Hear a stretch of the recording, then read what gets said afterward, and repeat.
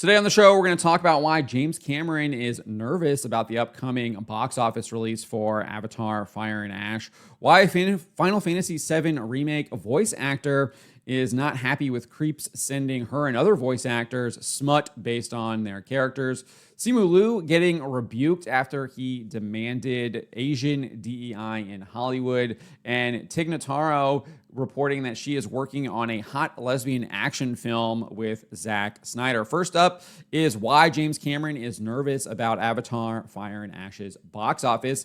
He made these comments on CBS Sunday Morning, and he explained why he's nervous, saying we're 3 years after The Way of Water. Audiences have not come back to the cinemas, so there are market forces that are kind of above my pay grade.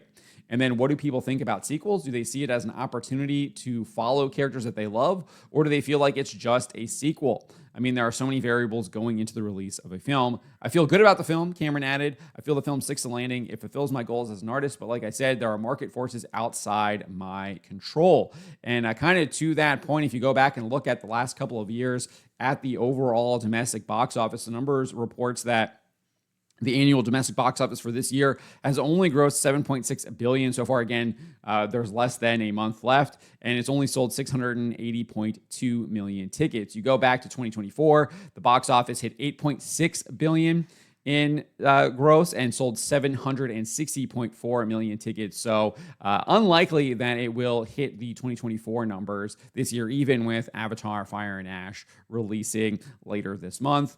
You go back to 2023, the box office grossed $9.9 billion and sold 939.6 million tickets. And then you go back kind of to 2022, the end of the COVID era there, the box office grossed $7.4 billion and sold 702.3 million tickets. So, I mean, we're going back kind of to 2022 levels here in December. Probably be a little bit higher than that. Probably get to that 8 billion mark just because we're going to get Avatar: Fire and Ash probably will be driving significant amounts of revenue.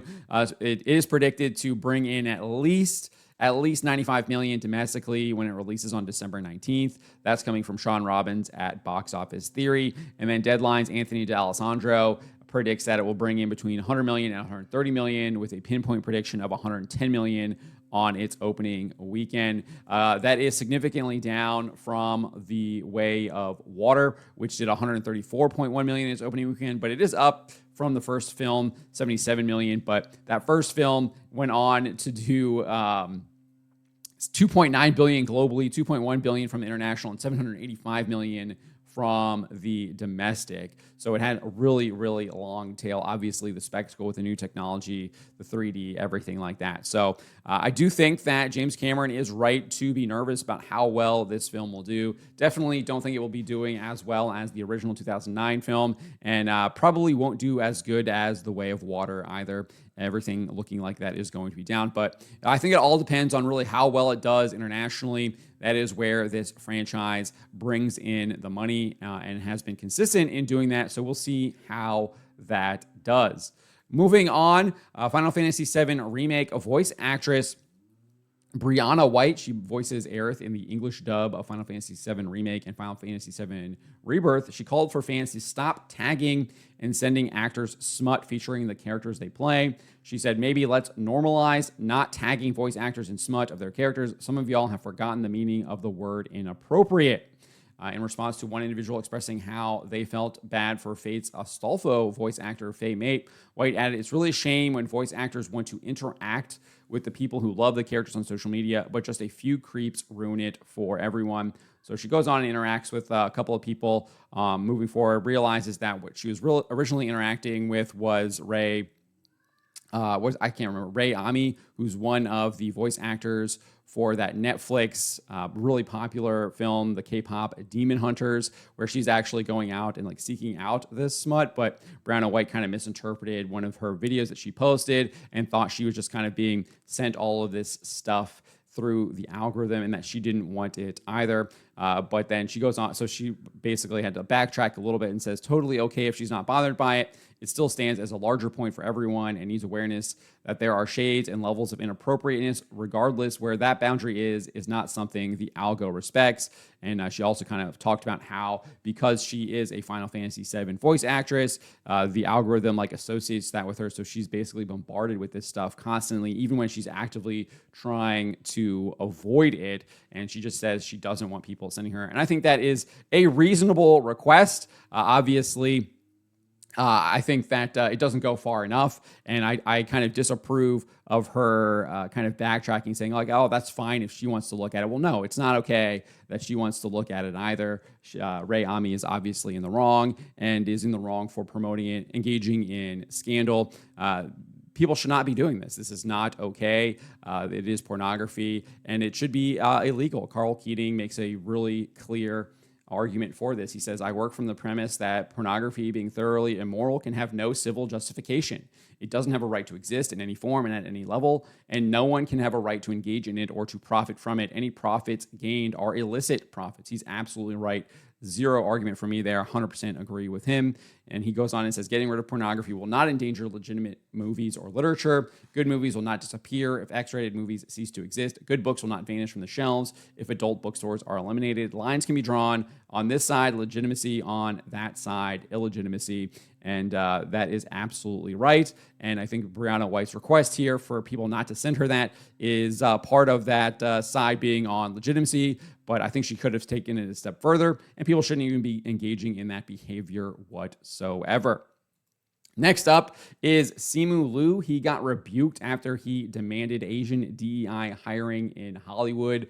Back in November, Liu posted this over on Threads where he was demanding DEI. He says, put some Asians in literally anything right now. The amount of backslide in our representation on screen is effing appalling. Studios think we're risky. Minari, Farewell, Past Lives, Everything Everywhere, Crazy Rich, Shang-Chi, every single one a financial success. No Asian actor has ever lost a studio even close to $100 million, but a white dude will lose $200 million twice and roll right into the next tentpole lead. We're fighting a deeply prejudiced system, and most days it sucks. I find it interesting that he had to make a comparison to a white dude. Doesn't actually say who that white dude is.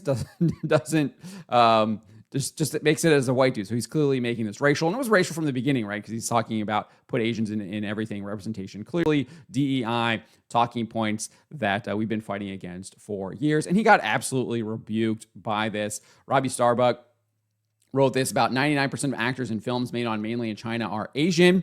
Almost none are white. Is that some kind of unfair prejudice? No, it's not. It makes sense because most of the market viewing them are Asian too. People need to stop whining. So to the point there from Robbie Starbuck. There's lots of others here. Jeffrey Wu said, no one gives a expletive about Asian representation. Don't be a victim, Simu Liu. Produce your own movies, make your own money, create your own art, and become undeniable. This is America. Go forge your own destiny. Cinephile says, Asian actors who have not broken out. Sure, no idea why this guy couldn't just leave his cozy LA residence and work in China, though. Plenty of real acting he could do there, but he won't. So obviously kind of echoing what Robbie Starbuck said. Fat McAfee says, literally every headline I have ever seen this dude in, he's complaining and whining about something. He's not even that good of an actor. He's insufferable to the point of I see him in something, I usually avoid it. John Popolo question, who still cares about representation in Hollywood movies projected into empty theaters? So pretty strong rebuke there. There's a couple others here. I like this one. This person just shared a painting of Narcissus pining away at his own reflection right there, obviously from that Greek myth where he just gets caught in looking at his own reflection and is unable to do anything else. So I thought that was a really good one right there from August Eichel. Finally is Tig Notaro claims that she is making a hot lesbian action movie with Zack Snyder.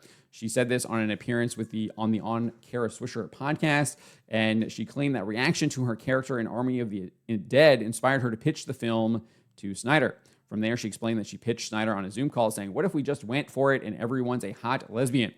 As for Snyder's response, she said he was like, OMG, yes, let's make that movie.